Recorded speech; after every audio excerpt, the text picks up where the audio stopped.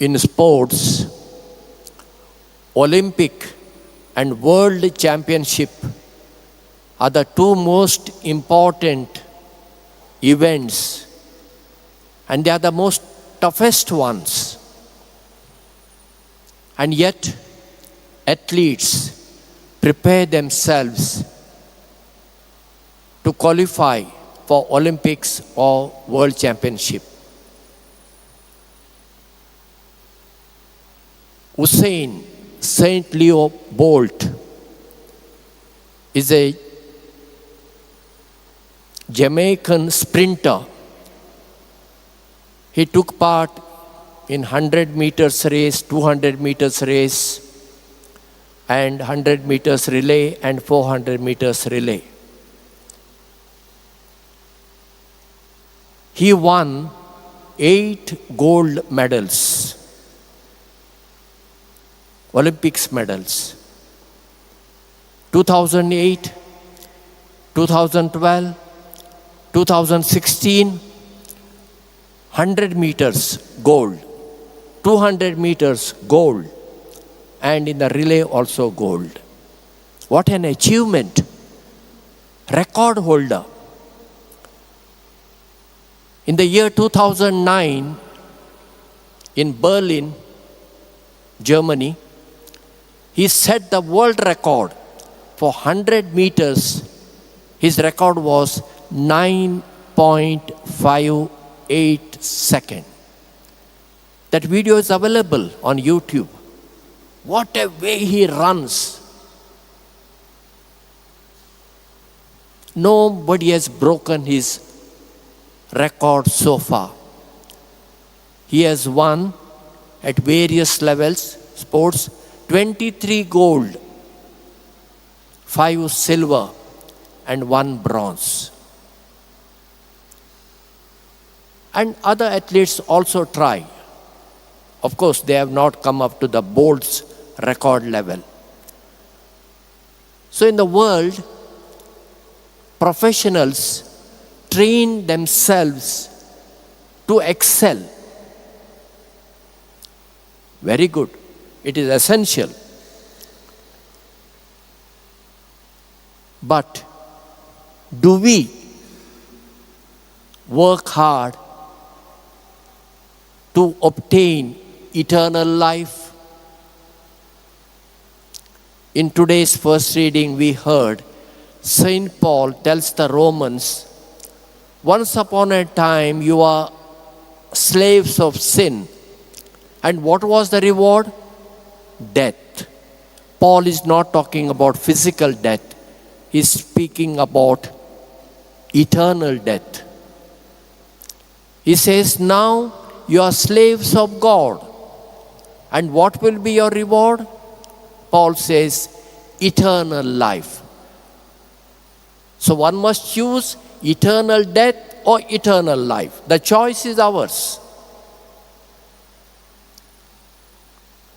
In the Gospel of Matthew, chapter 16, verse 26, Jesus says, what does profit a man if he wins the whole world and loses its soul?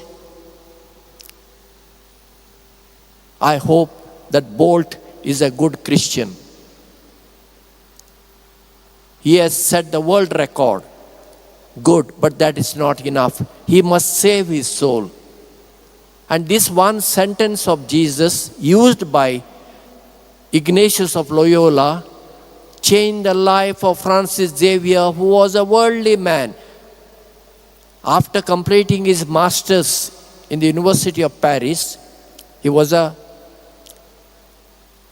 colleague of Ignatius. He wanted to become a professor, earn name and fame and money. And this one sentence of Ignatius stirred the heart of Francis Xavier and changed the course of his life and became a missionary. Will the first reading will stir our heart? Or we are hard-hearted people? Do we come to church with that earnestness that desire that my life has to change. I have to be a better person tomorrow. Today. I should be better than yesterday. Do we have this desire? Or we come out of habit formation. We have to go for Mass. And this is true for priests and nuns also. It has become for us a ritual because we have to go for Mass. Otherwise our superiors will ask us, did you go Mass? Why you didn't go for Mass and all? But do we come really the love of Jesus? If the answer is truly yes, then the Mass will benefit us. When we come for Mass, we must bring all our problems, all our difficulties, everything which is there, good and not so bad, and offer to Jesus and tell Him, I can't change myself, but you can help me, you can change me. In the Gospel reading we heard, Jesus says, I have not come to bring peace. Strange thing.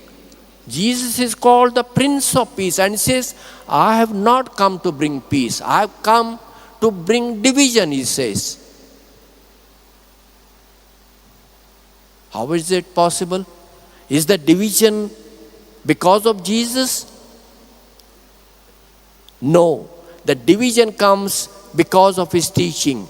Those who follow the teaching of Jesus will be on the side of Jesus, and those who do not follow the teaching of Jesus will be against. So the household is divided. If in the family, suppose there are, say, father and mother and 2 children, 3 go to church and 1 doesn't go to church at all, that is a division. And because of this division, Jesus says, I have come to set the world on fire. What type of fire He speaks about? He speaks about the fire of love. If my life is governed by love of God, my life will change.